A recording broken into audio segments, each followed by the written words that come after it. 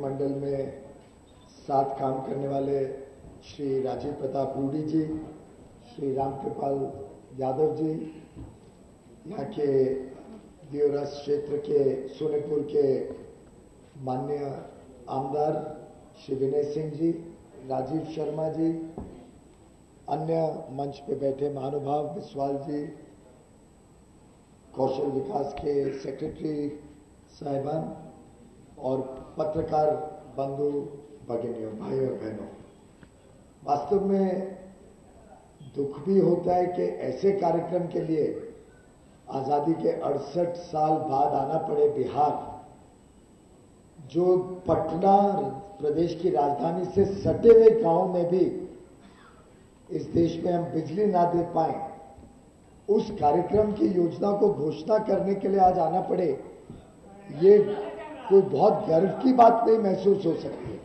इसमें तो दुखी महसूस हो सकता है कि क्यों इस देश को इतना समय लगा पटना के सटे हुए गांव तक को बिजली देने में। लेकिन और ज्यादा दुख तब होता है जब आप कोशिश करते हो कि अब हमने पैसे भी देने मंजूर कर दिए, अब हम तैयार हैं जल्द से जल्द इसको काम किया जाए। मैंने तो निर्देश दिया था कि इसको 6 महीने के अंदर पूरे 36 गांवों को बिजली पहुंचा दी जाए। जब राजीव प्रताप जी ने मुझे दिखाया दृश्य, हजारों घर, करीब करीब 11,375 घरों में बिजली नहीं है, वहां मोबाइल टावर डीजल जेनसेट से चलते हैं, पर 6 महीने तो लग गए उसको पेपर वर्क करने में, यहां से उसकी स्कीम बन के आने में, स्कीम अनाउंस हमने पैसे भी दे दिए। उसके बाद मैंने कहा जल्द से जल्द इसको काम सौंपा जाए, काम शुरू हो, मैं आके उसका उद्घाटन कर सकूं, तो बताया गया कि नहीं, समय लगेगा, आप नहीं करेंगे। तो मैं समझ नहीं पाता हूं कि क्यों बिहार की गरीब जनता को वंचित रखा जा रहा है विद्युतीकरण से। ऐसा क्या योजना है जिसके तहत ये कोशिश होती है कि जनता को पीड़ित रखे, वंचित रखे, गरीब रखे। और ये मंशा पहले तो साफ थी, लेकिन अब उस मंशा को रखने वाले लोगों ने बिहार की सरकार पे भी कब्जा कर लिया है। पुरानी सरकार तो ये मंशा रखती ही थी, कुछ समय हमने आके कोशिश की इसको बदलाव की तरफ लेके जाने की, लेकिन दुर्भाग्य की स्थिति है कि फिर से वो मंशा आज इस प्रदेश में सामने दिखती है। लेकिन मैं पूरा विश्वास दिलाता हूं आप सभी को, प्रधानमंत्री जी ने जो 1.25 लाख करोड़ का बिहार पैकेज घोषित किया है, जिसमें विद्युतीकरण एक बहुत अहम भूमिका रखता है, उस पैकेज के द्वारा उस 1.25 लाख करोड़ और उसके साथ साथ 40,000 करोड़ की जो योजनाएं चल रही थी उनको जब जोड़ते हैं तो 1,65,000 करोड़ रुपए का जब संपत्ति, जब विकास की योजनाएं बिहार में तेजी से लागू करेंगे, तब बिहार में भी फिर से एक सुनहरा युग, जिसके लिए हम बिहार की जनता, बिहार के लोग कई वर्षों से उम्मीद में बैठे हैं, वो सुनहरा युग फिर से एक बार बिहार को देखने को मिलेगा। वास्तव में आज सुबह सुबह जब मैं बिहार में लैंड किया तो मुझे एक इश्तिहार देखने का मौका मिला, और शायद राजीव प्रताप जी आपने ठीक ही कहा कि शायद राज्य सरकार बौखला गई कि ऊर्जा विभाग में पता नहीं क्या क्या आज होने जा रहा है, जिसके लिए कल बहुत जल्दबाजी में कुछ ना कुछ घोषणाएं करने की कोशिश की गई। एक स्पेशल कैबिनेट बुलाई गई, इतनी बौखला गई आपकी राज्य सरकार कि एक स्पेशल कैबिनेट बुला के कोशिश की गई बताने की कि जैसे बहुत ज्यादा विद्युतीकरण के राज्य सरकार के काम होने जा रहे हैं। लेकिन मैं आपके सामने सच्चाई रखना चाहता हूं। एक हजारों मेगावाट खुशियां, इस प्रकार का एक मैंने आज इश्तिहार सुबह सुबह पढ़ा, लेकिन उसमें राज्य का योगदान क्या है? राज्य का योगदान 0 है, बिग फैट 0। राज्य का योगदान इस हजारों मेगावाट में कुछ भी नहीं है।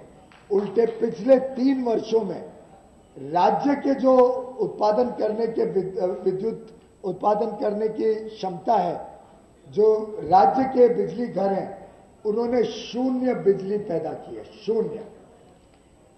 गत 6-8 महीने, साल का भी मैंने डेटा निकाला, जुलाई तक 0। पूरी बिजली केंद्र सरकार के उपक्रम, केंद्र सरकार की तरफ से यहां पे आती है। और आज ये परिस्थिति है कि केंद्र सरकार 2800 मेगावाट बिजली देती है, जिससे पूरे राज्य में बिजली का वितरण होता है।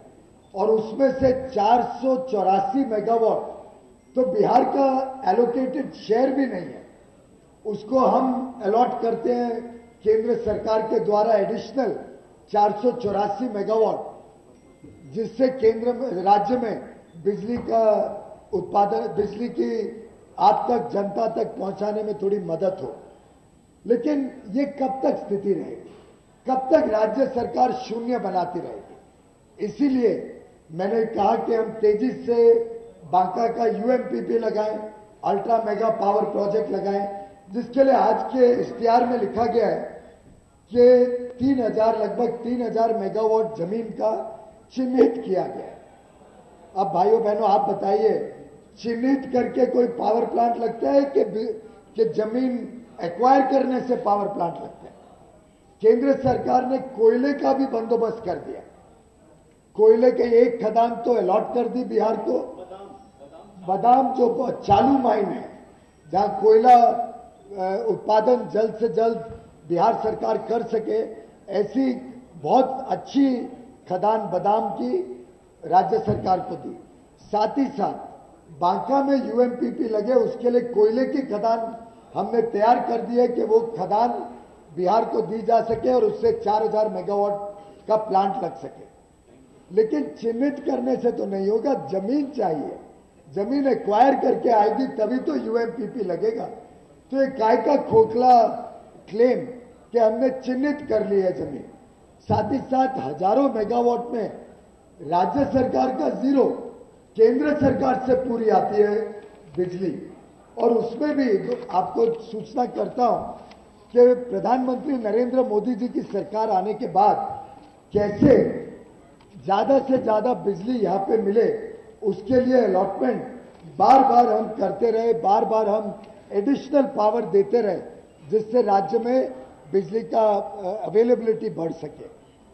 दूसरी एक क्लेम करी गई कि 10 वर्षों में कुछ पावर सबस्टेशन बढ़ाए गए 260 से 628। अब इतना बड़ा राज्य, इतने सारे लोग, आज भारत का 1/10वां हिस्सा बिहार में बसता है, लगभग 10-12 करोड़ लोग बसते हैं। इतने बड़े राज्य में क्या 628 पावर सबस्टेशन और 98 ग्रिड सबस्टेशन से आप जनता को बिजली पहुंचा पाएंगे 24 घंटे? आज पूरे देश में जबकि 1000 यूनिट पर कैपिटा पूरे देश का एवरेज है, वही बिहार का मात्र 200 यूनिट एवरेज है। 200 unit per capita consumption Bihar का है, जबकि देश का एवरेज 1000 के भी अधिक है। 20%, मात्र 20% बिजली एक एक व्यक्ति को मिलती है, जो बाकी देश में लोगों को मिलती है उसके निस्बत।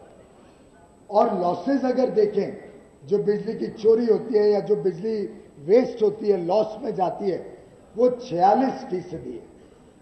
तो हर यूनिट जो केंद्र सरकार आपके राज्य में भेजता है, उसमें 46% बिजली कहां जाती है उसका कोई हिसाब किताब नहीं। ऐसे विद्युत क्षेत्र की क्या तारीफ की जाए और क्या उसमें क्लेम किया जाए, मैं तो समझ नहीं पाया। और साथ ही साथ एक क्लेम सबसे जो अजीब लगा कि 46,000 ट्रांसफार्मर गत 5 वर्षों में बदले गए। अगर ये 46,000 ट्रांसफार्मर बदलने की जरूरत पड़ी तो राज्य सरकार जवाब दे कि ये क्यों जरूरत पड़ी कि 46,000 ट्रांसफार्मर बदलने पड़े, क्यों गलत ट्रांसफार्मर लगाए गए, क्यों पुअर क्वालिटी के ट्रांसफार्मर लगाए गए, क्या भ्रष्टाचार था इन ट्रांसफार्मर्स में? ये क्या जरूरत आज पड़ी कि 46,000 ट्रांसफार्मर बिहार में गत 5 वर्षों में बदलने पड़े? इसका कोई राज्य सरकार को जवाब देना पड़ेगा। देश में कोई और राज्य नहीं है जहां इतनी बड़ी संख्या में ट्रांसफार्मर जलते हो या बदलने की जरूरत पड़ती है। बिहार को ये कोई गर्व की बात नहीं है कि राज्य सरकार ने इतने बदले। ये शर्मनाक बात है राज्य सरकार के लिए कि किस प्रकार के ट्रांसफार्मर लगे, क्यों इतने ट्रांसफार्मर चले। साथ ही साथ एक और क्लेम किया गया कि ग्रामीण विद्युतीकरण 36,500 गांवों का इनकी सरकार ने किया। मैं भी बड़ा आश्चर्यजनक रहा। मैंने कहा बहुत अच्छी बात है अगर 36,000 गांव का ग्राम विद्युतीकरण किया गया। फिर देखिए क्या आंकड़ों में क्या मालूम पड़ा। 19,251 गांव तो पहले से विद्युतीकरण हो चुके थे 2004 के पहले। दूसरा, जितने बाकी गांव की विद्युतीकरण हुई उसका पूरा पैसा केंद्र सरकार से आया। तीसरा, और ये बात पे आप गौर करिए, केंद्र सरकार ने पैसे दिए राज्य सरकार को कि 2007 से 12 जो 11वीं प्लान थी उसमें 2,990 करोड़ रुपए सैंक्शन किए गए, जिससे उम्मीद थी कि 12,828 गांवों का इंटेंसिव इलेक्ट्रिफिकेशन होगा और 30 लाख घरों का विद्युतीकरण से जोड़ा जाएगा। 30 लाख घरों को, तो 12,800 गांव का इंटेंसिव इलेक्ट्रिफिकेशन और 30 लाख घरों को बिजली की उपलब्धि होगी। अब 2007 से 12 में होनी थी, आज हम 2015 में। उसके सामने एक्चुअल इंप्लीमेंट कितना हुआ है? उसके सामने मात्र 3,300 गांव का इंटेंसिव इलेक्ट्रिफिकेशन हुआ, 1/4। 12,800 गांव के सामने 3,300 गांव में ही इंटेंसिव इलेक्ट्रिफिकेशन हुआ। और दूसरा आंकड़ा देखिए, 30 लाख घरों को बिजली पहुंचनी थी जिसके लिए पैसा उपलब्ध है, मात्र 3,38,000 घरों में बिजली पहुंची। 30 लाख के सामने मात्र 3,38,000 घरों में बिजली पहुंचाए गए, 11%। 3 साल बीत चुके हैं, 2012 तक करना था, मात्र 11% घरों को बिजली दी, जबकि पैसा केंद्र सरकार दे रही थी। ये किसका फेलियर है? इसके लिए कौन जिम्मेदार है? ये राज्य सरकार को जवाब देना होगा। और फिर 12वीं प्लान में 2012 से 17 के लिए और 5,200 करोड़ रुपए दिए गए। 5,200 करोड़ और दिए गए राज्य सरकार को। अब उसमें देखिए क्या स्थिति है। उसमें 2,927 अधिक गांव में बिजली पहुंचानी थी, सिर्फ 590 गांव में पहुंची। उसमें 21,800 गांव का इंटेंसिव इलेक्ट्रिफिकेशन करना था, 21,800 गांव। आप अनुमान लगाइए कितने गांव का हुआ है। राजीव प्रताप जी, 21,900 गांव के सामने, 21,833 गांव के सामने बिहार सरकार ने 2012 और 15 के बीच मात्र 380 गांव की विद्युतीकरण इंटेंसिव इलेक्ट्रिफिकेशन किए, 2%। शायद 2% से भी कम है, और राउंडिंग ऑफ में 2% आ रहा है। 21,800 में 379 तो 2% भी नहीं होता। और 54 लाख 54 लाख घरों में विद्युतीकरण पहुंचना था, 54 लाख घरों में। उसके सामने अनुमान लगाइए कितने घरों में राज्य सरकार ने बिजली पहुंचाई? मात्र 32,000। राजीव जी, रामकृपाल जी, 54 लाख घरों में बिजली पहुंचनी थी। पैसा पूरा केंद्र सरकार दे रही है और राज्य सरकार ने 32,000 घरों में बिजली पहुंचा। तो कब तो देवरा का नंबर लगेगा इस तरीके से? कब आपके गांव में, कब आपके गरीब घरों में, कब दलित बस्तियों में बिजली पहुंचेगी, आप बताइए। और इस बात का जब मैंने खुलासा पिछले मेरे पटना के आगमन में किया तो यहाँ के राज्य के विद्युत मंत्री मुझे फोन करके कहते हैं कि आपने ऐसे कैसे कह दिया कि यहाँ पे गांव में बिजली नहीं पहुंची है। हमने तो बहुत अच्छा काम किया। ये है काम का रिपोर्ट कार्ड। कहा 12,800 गांव का इंटेंसिव इलेक्ट्रिफिकेशन 2012 तक हो रहा था, मात्र 3,300 गांव में। कहा 21,800 गांव में होना था 12 के बाद, मात्र 380 गांव में हुआ। कहा 30 लाख लोगों तक, घरों तक बिजली पहुंचनी थी, मात्र 3,30,000 को पहुंची।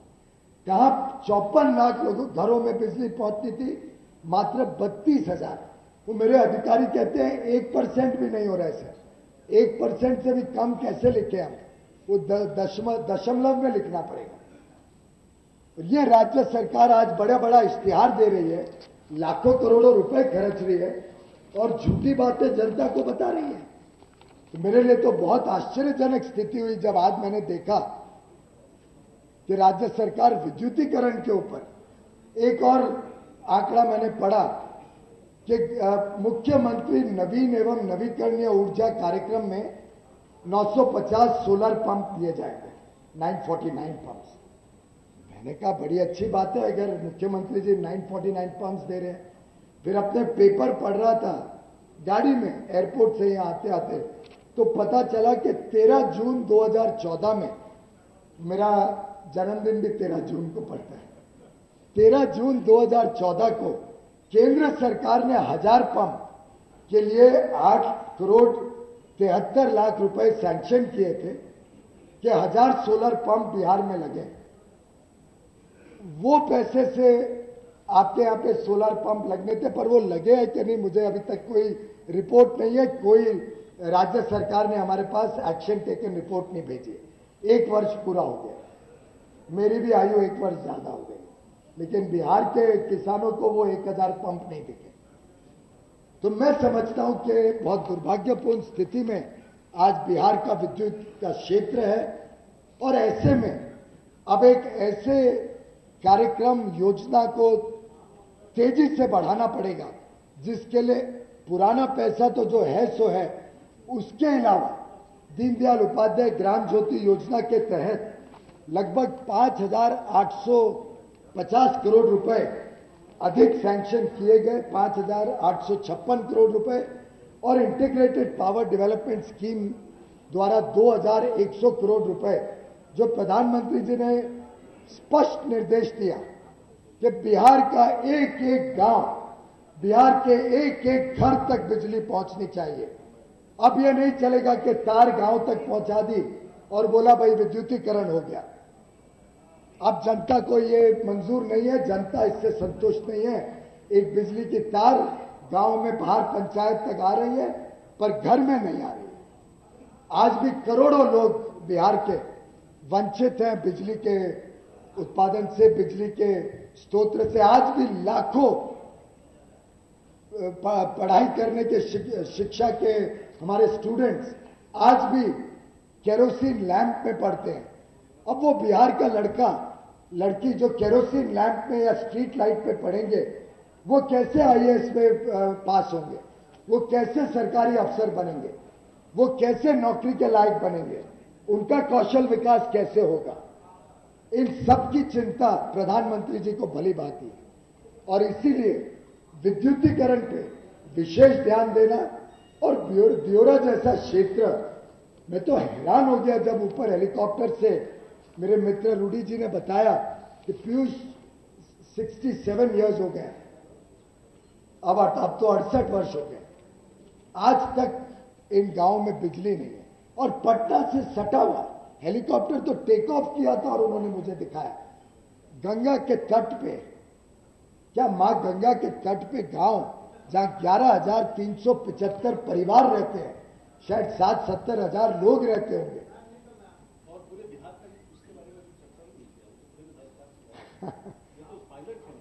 और इस सबको देखते हुए जो चिंता हुई, उसी के रहते हमने इसको एकदम बीड़ा उठाया है कि, और प्रधानमंत्री जी ने लाल किले से घोषणा की, जितने गांव में बिजली नहीं पहुंची है वो अगले 1000 दिन में हर गांव तक बिजली पहुंचेगी।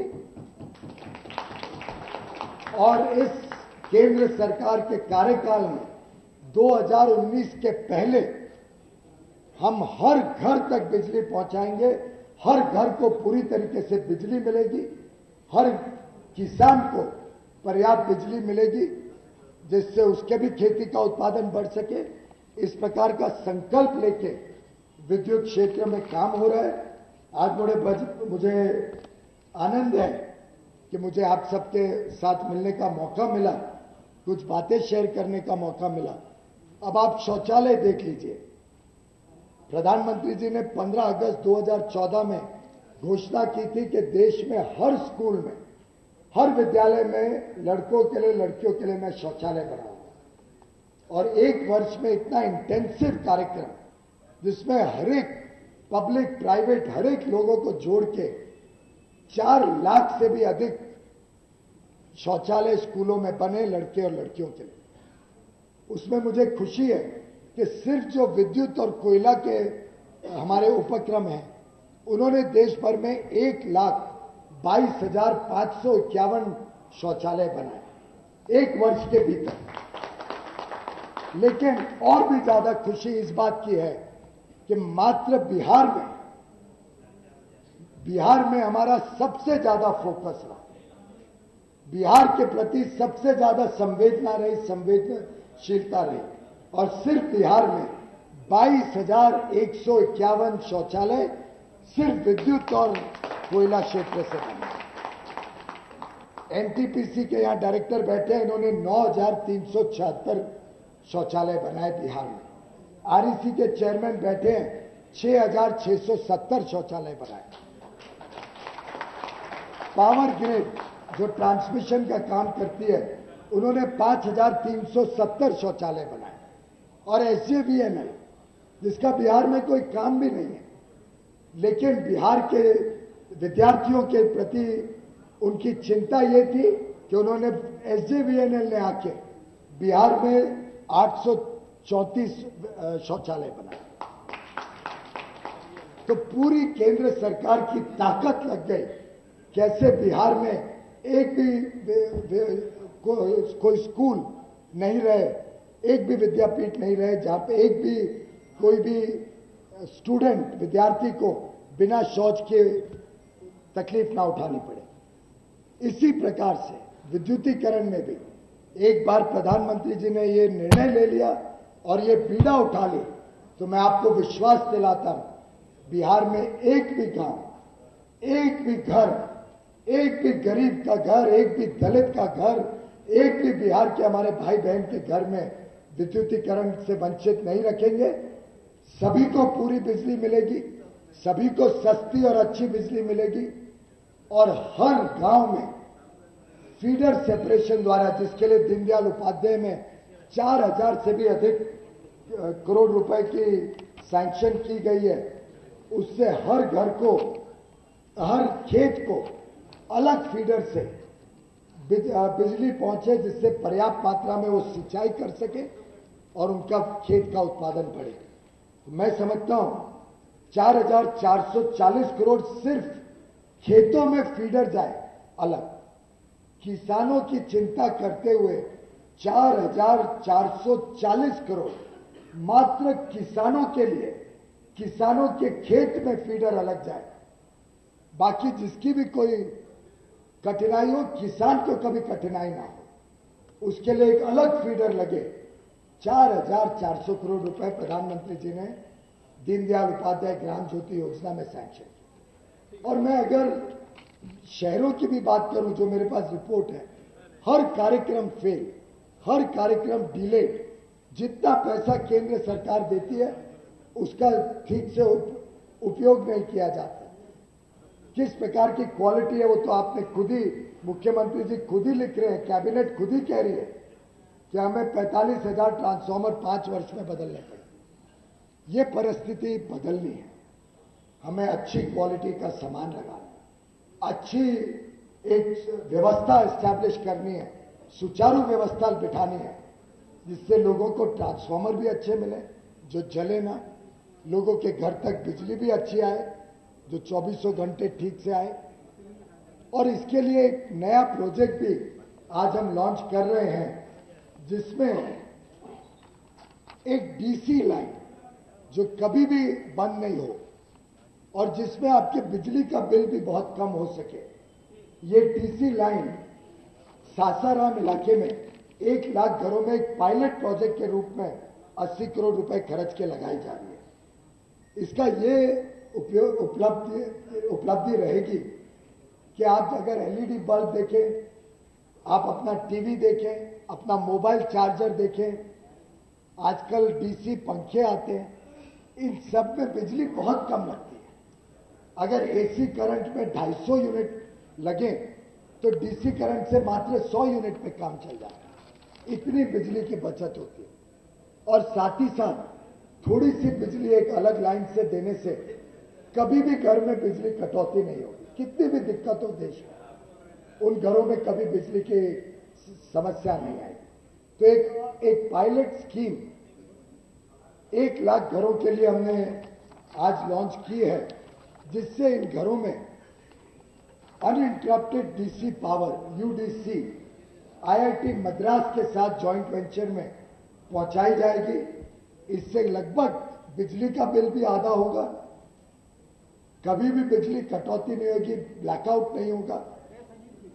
और साथ ही साथ ये जो पायलट प्रोजेक्ट है, ये 1 लाख घरों में सासाराम, देहरी और सोन, विक्रमगंज और बक्सर, इन 4 शहरों में ये नया पायलट प्रोजेक्ट देश में पहली बार बिहार में लगाया जा रहा है। मैं उसके लिए भी आप सबको बहुत बहुत बधाई देता हूं।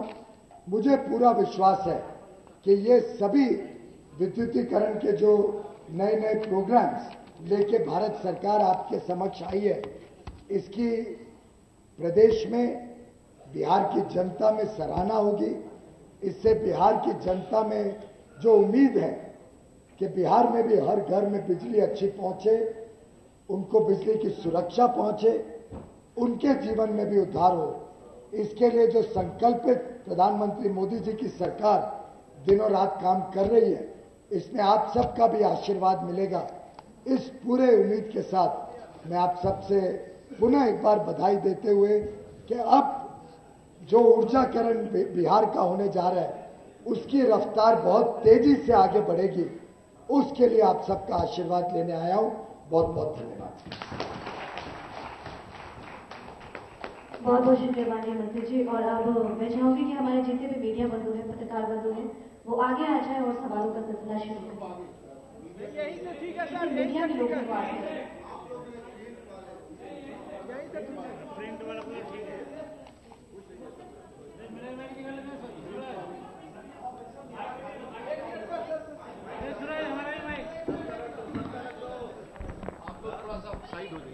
प्रिंट मीडिया को आगे आने दीजिए। मैडम सब लगा दो ना। जितने भी प्रिंट मीडिया के बंधु हैं वो आगे आ जाए। प्रिंट मीडिया के लोग आगे आ जाए और जो अधिकारियों से आग्रह है थोड़ा सा साइड। प्रिंट मीडिया के लोग आगे आ जाए और अधिकारियों से आग्रह है कि थोड़ा सा उनके लिए स्थान दें।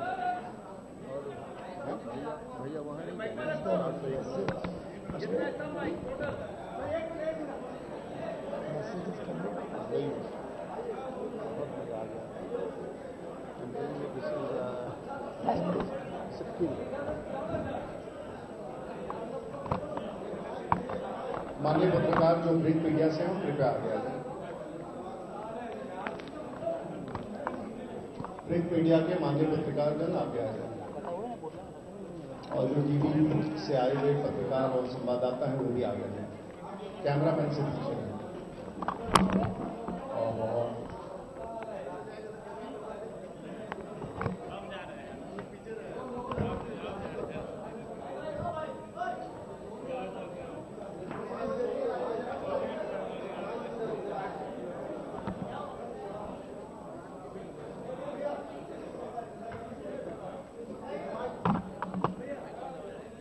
बट माइक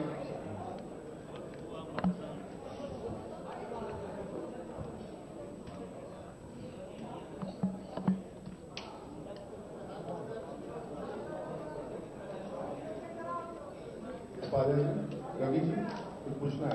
अरे हट जाइए भाई, माइक दे दीजिए। हाँ हाथ में दे दीजिए। एमओयू जो है उसके बारे में मुझे बताइए, क्या है एमओयू, क्या होना है इसके तहत?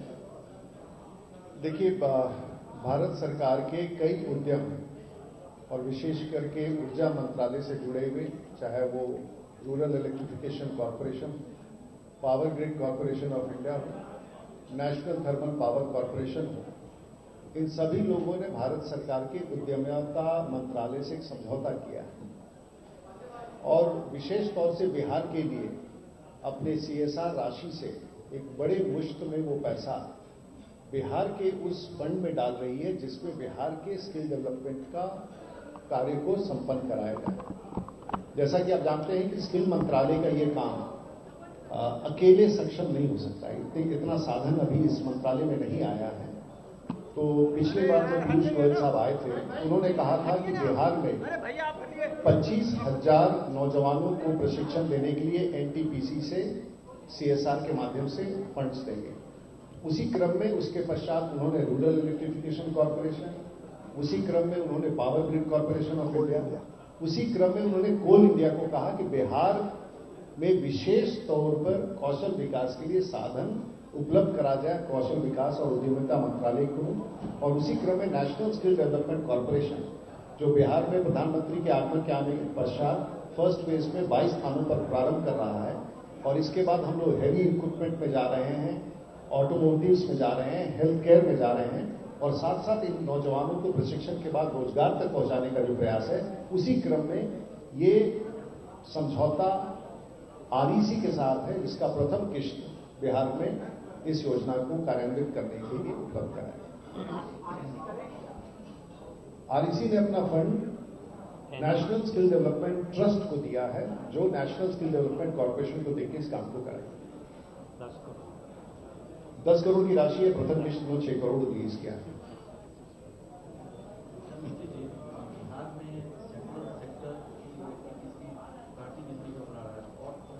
और प्रोजेक्ट में तो परेशानी है कि जमीन की समस्या है, अन्य समस्या है, लेकिन NTPC जो काटी बिजली घर बना रही है वो केंद्र की एजेंसी है और 2006-7 से ही आज तक वो काम पूरा नहीं हुआ। 6-7 साल हो गया, तो सेंट्रल एजेंसी ही यहाँ खेल रही है काम है। ऐसा है कि ये जो प्रोजेक्ट है 2006-7 से, इसके फंड्स जब प्रधानमंत्री वाजपेयी जी थे तब इसके फंड्स अलॉट हुए थे और जब मैं बिजली मंत्री बना तब मुझे ध्यान में आया कि इतने वर्षों से इसका काम बहुत ही स्लो पेस पे चल रहा था। मेरे आने के बाद इसको एकदम तेजी से काम को शुरुआत की गई और वास्तव में इस काम को अगर इन्होंने समय पे पूरा किया होता तो इसमें ओवररन नहीं होता और ये समय पे काम खत्म होकर बिजली आ सकती थी। अब क्योंकि इतना डिले किया 2006 से 6-7 के बाद 7-8 सालों तक, तो पैसे की भी कमी आई, फिर एडिशनल फंड्स की रिक्वायरमेंट हो गई, इसलिए ये प्रोजेक्ट डिले हुआ। मैं समझता हूं यहाँ की राज्य सरकार अगर कोऑपरेट करती तो ये प्रोजेक्ट बहुत पहले खत्म हो जाना चाहिए था। केंद्र सरकार भी हमारे पास तो मात्र 12-13 महीने 15 महीने पहले ही आई है, उसके पहले केंद्र में भी कोई इंटरेस्ट नहीं था और स्टेट भी केंद्र के पीछे नहीं पड़ी थी। हमारे आने के बाद हमने इसको तेज रफ्तार से काम को शुरू किया। एक मिनट माइक लेंगे। आप 68 साल की बात कर रहे हैं, इस 68 साल में 6 साल आप भी केंद्र में सरकार में रहे, 8 साल बिहार में आप सरकार में रहे। इन तीनों में आपको दियारा दिखाई नहीं दिया। चुनाव के टाइम आ गया है तो आपको दियारा नजर आ रहा है, क्यों? चुनाव की घोषणा नहीं किया। देखिए, ये सवाल मुझसे कीजिए। हमने अपने भाषण में स्वीकारा कि बिहार का दुर्भाग्य है कि हमारे जैसे नेताओं को जिसे मौका मिला 68 वर्ष तक, 35 वर्ष कांग्रेस को, 15 वर्ष लालू यादव को और 10 वर्ष हम लोग, इस काम को किसी ने नहीं किया। लेकिन अगर देर सवेर इस काम की शुरुआत किसी ने की तो देश के प्रधानमंत्री ने की, पीयूष गोयल ने की, राजीव प्रताप रूडी ने की, रामकृपाल यादव ने की। और बिहार में जब जब दियारा की बिजली की बात की गई, क्योंकि आज के इस निर्णय के बाद बाकी बिहार के बसे दियारा क्षेत्रों को लोगों ने, जिन्होंने कबूल लिया था, जिन्होंने ये मान लिया था कि ये साइंस में दियारा क्षेत्र में बिजली नहीं आ सकता है क्योंकि हम पानी में डूब जाते हैं, वो मान के चलते थे अपने आजादी के बाद, मान के चलते थे अपने जीवन में कि हमारे यहां बिजली आ ही नहीं सकता है। इस मिथ को हमने तोड़ा है और आज के बाद दानापुर और सारण, सोनपुर और दिलवारा के बाद पूरे बिहार के दियारा क्षेत्र के लोगों की भूख बिजली के लिए जग गई है और इस काम को हमारी सरकार, नरेंद्र मोदी की सरकार पूरा कराएगी। जो नीतीश कुमार के लालू यादव के एजेंडा पर कहीं नहीं था, उसको हम लोगों ने बिहार के प्रगति के एजेंडा पर डाल दिया है। यही सबसे बड़ी उपलब्धि है। ऑपरेशन दियारा के बारे में मंत्री जी का भी साथ हो जाए। सॉरी, ऑपरेशन दियारा के बारे में क्या क्या है? नहीं, हमें ऑपरेशन दियारा के बारे में नहीं, हमने कहा कि इस बड़ी पूरे कार्यक्रम में क्या क्या है? नहीं, इसके बाद जो बड़ी राशि बिहार के लिए माननीय प्रधानमंत्री ने 57,000 करोड़ बिहार के लिए दिया है।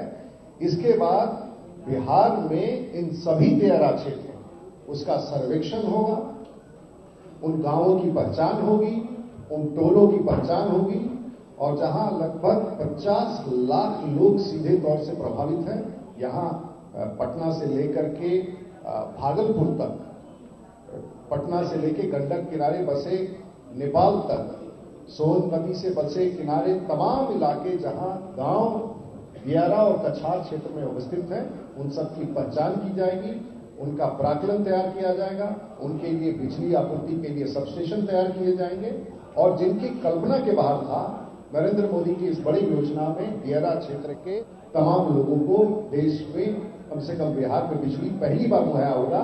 जब से धरती का अवतरण हुआ है, उसके पहली बार ये अपने बच्चों को अपने घर में दियारा क्षेत्र में बिजली की रोशनी अपने घर में देख सकेंगे। इससे बड़ी उपलब्धि बिहार के लिए बिजली के क्षेत्र में पहले कभी नहीं हुई। एक थोड़ा सा जोड़ना चाहूंगा आपका प्रश्न में। मैंने आंकड़े दिए थे, एक बार और आप गौर करिए।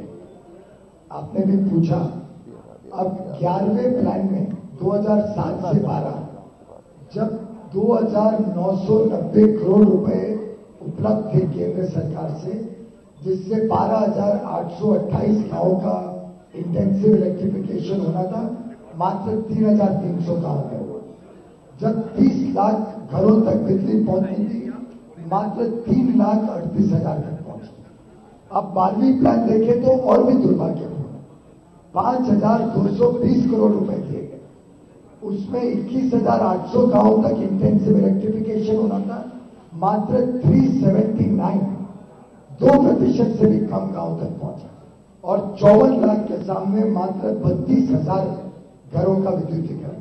तो अब हमारे पास 6,000 करोड़ तो उस समय का पड़ा है, और 6,000 और 2,100, 8,000 करोड़ हमने और दिया है। तो अब ये 14,000 करोड़ कैसे जल्द से जल्द जनता की सेवा में लगे, और जितने बिहार क्षेत्र हैं, हर घर तक, हर गांव तक, सभी घरों तक बिजली पहुंचे, इसको हम तेजी से 3-3.5 वर्षों में पूरा वेल साहब, सवाल है आपसे। आपने अभी कहा था कि बिजली तो पहुंचा, सिर्फ तार दिखता है गांव में। दक्षिण बिहार के कई ऐसे गांव हैं जहां मैं खुद दौरा किया हूं, कई ऐसे जिले हैं जहां आज भी बच्चे लालटेन क्या उन्हें दिया तक नहीं मिल रहा है। क्या उन गांवों को प्राथमिकता मिलेगी, और कौशल विकास के तहत उनको क्या पहले उनको प्रायोरिटी दी जाएगी? देखिए, ये सवाल तो अब नीतीश कुमार लालू यादव से पूछ लीजिए, क्योंकि उनके पास शासनकाल की एक लंबी अवधि थे, और अभी वो रिपोर्ट कार्ड पेश कर रहे हैं अपने 5 वर्ष के कार्य में। तो हमारी सरकार के लिए, केंद्र की सरकार ने, माननीय प्रधानमंत्री जी ने घोषित किया है कि हर गांव तक, हर कोने तक हम कौशल विकास, और जिस तरह से भारत पूरी दुनिया के लिए स्किल कैपिटल बनेगा, उसी प्रकार से बिहार पूरे भारत के लिए स्किल कैपिटल बनेगा। ये हमारा संकल्प है, क्योंकि हम जानते हैं कि जब तक हम उद्योग लगाएंगे, जब तक विकास की गति बढ़ाएंगे, तब तक समय बहुत निकल जाएगा। तो जो सबसे बड़ा बिहार का ताकत है, ह्यूमन रिसोर्सेज, उसको लेकर हम चल रहे हैं, वो हम पूरा करेंगे। और जो पीड़ा आपने बताया कि जब दियारा जो यहां से पटना से सटे 3 किलोमीटर में बिजली नहीं था, तो स्वाभाविक तौर से बहुत स्थानों पर नहीं है, और उसी को पूरा करने के लिए जो 57,000 करोड़ का लक्ष्य है बिजली में पैकेज में, इससे पूरा हमेशा आने वाले दिनों के लिए बिहार का कायाकल्प हो जाएगा। क्या ये दियारा के वोट बैंक की पॉलिटिक्स नहीं है, जो ट्रेडिशनली लालू यादव के वोटर्स माने जाते हैं? देखिए, आपने सवाल किया अमीश जी कि क्या ये पॉलिटिक्स नहीं है कि दियारा क्षेत्र में ये लालू यादव का वोट बैंक था। आपने बहुत अच्छा सवाल किया है। ये लालू यादव, जिस क्षेत्र में नरेंद्र मोदी जी ने बिजली पहुंचाने का संकल्प उठा के काम की शुरुआत कर दी है, ये सचमुच ये लोग पिछले 30 वर्षों से लालू यादव के साथ चलते थे। इसमें कोई, आपका सवाल बिल्कुल सही है, लेकिन कितना बड़ा धोखा इनके साथ लालू यादव और नीतीश कुमार ने किया इस बात का भी प्रमाण उन तक पहुंच चुका है। इसलिए ये वोट की राजनीति नहीं है, ये बिहार के विकास की राजनीति है और इंसानियत की राजनीति है। और हम नेताओं पर उठाए गए बड़े प्रश्न चिन्ह पर एक बड़ा जवाब है इंसानियत का। मेरा सवाल गोयल जी से है। गोयल जी से बिहार के सीएम नीतीश कुमार ने कहा था कि 2015 तक वो पावर प्रोडक्शन, जनरेशन, ट्रांसमिशन में सेल्फ रिलायंट हो जाएंगे और तभी वोट मांगने जाएंगे। उनका ये क्लेम है कि वो सेल्फ रिलायंट हो गए हैं, अब वो वोट मांगने का कार हो गए हैं, उन्होंने एलिजिबिलिटी अचीव कर ली है। आप ऐसे मौके पर क्यों आए और क्या कहना चाहते हैं? बताइए। यही तो बड़ी दुर्भाग्य की बात है कि सेल्फ रिलायंट हो गए शून्य बिजली बना के। आज बिहार के जो बिजली घर है उन्होंने गत 3 वर्षों में शून्य बिजली बनाई है, शून्य, एक मेगावाट नहीं, एक यूनिट नहीं। तो ये काय का सेल्फ रिलायंस है। और मैंने अभी आपके सामने आंकड़े रखे हैं कि 2340 मेगावाट फर्म और 484 मेगावाट एडिशनल केंद्र सरकार देती है। उससे यहाँ पे अभी भी मात्र 200 यूनिट हर घर को मिलता है, हर व्यक्ति को साल में 200 यूनिट मिलता है। तो मैं समझता हूं उन्होंने कहा था कि अगर बिजली नहीं पहुंचाएंगे तो वोट मांगने नहीं आएंगे, तो उनका तो कोई नैतिक अधिकार नहीं है वोट मांगने का।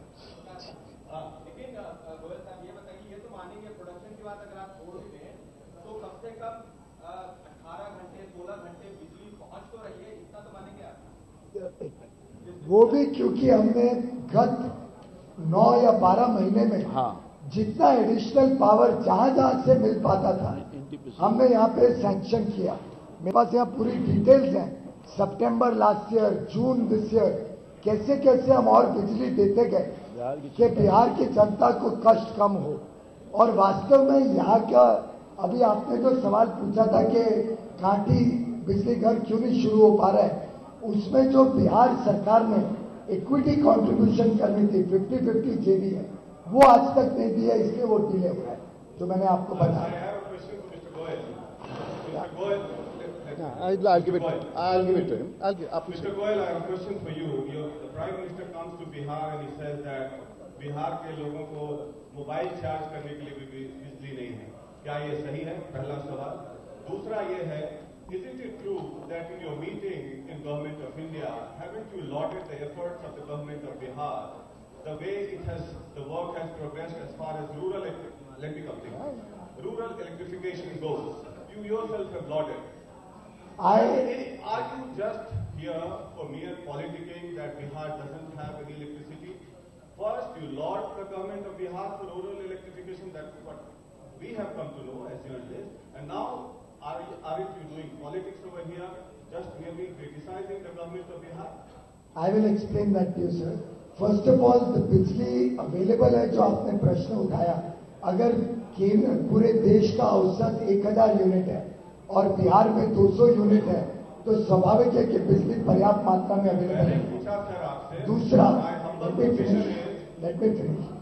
दूसरा, जो लॉडिंग की बात कही आपने, वो मैंने उस मीटिंग में ये कहा था कि एक व्यक्ति, एक अफसर को जब हम केंद्र सरकार से पूरी सहायता देते हैं, तब जाके इतने वर्षों तक जो बिजली घर नहीं बने, कुछ काम नहीं हुआ, आरईसी ने पूरा जोर लगाया, पीजीसीआईएल ने जोर लगाया, और एक अफसर जो माननीय रूडी जी का सहयोगी रह चुका है, उसने पूरा जोर लगाया केंद्र सरकार की सहायता लेके, तब बिहार में कुछ मूवमेंट गत 3-4 महीनों में हुआ। Prakash ji, I had specifically said about that. अगर नीतीश कुमार जी ने इतनी ही उपलब्धता दिखाई थी तो उनको इतने आपाधापी में स्पेशल कैबिनेट करके अखबार में इश्तेहार देने की जरूरत नहीं थी। बिहार की जनता उन्हें ऐसे ही स्वीकार करती। My question to Mr. Goyal is that do you agree that the power situation in Bihar has improved or not? The Bihar power situation has only got additional power from the central government, and it is the central government which has, out of concern for Bihar, been able to give additional power. Sadly, the state government does not seem to be concerned. हाँ जी, बताएं। अब अंतिम सवाल। जो 2007 से लेकर 2012 तक का जो चुनाव जो आपने डिस्क्राइब किया, उसमें जो हम लोग को इंफॉर्मेशन मिल रहा था, वो ये था, centre was unable to decide what actually the village meant. Was it a revenue village or was it a tola? So that kind of difference was there in understanding. देखिए, बिहार में तो सब इस तरह के सवाल उठते रहते हैं। अगर अपना काम ना करे तो इस तरह का टोला और पंचायत की बात है।